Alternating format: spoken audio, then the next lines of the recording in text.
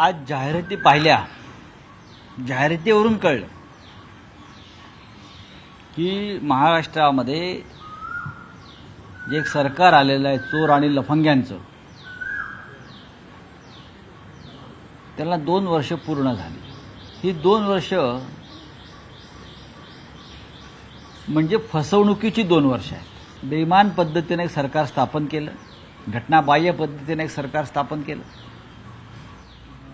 नरेंद्र मोदी, अमित शाह यांनी त्या घटनाबाह्य सरकारला ताकद दिली.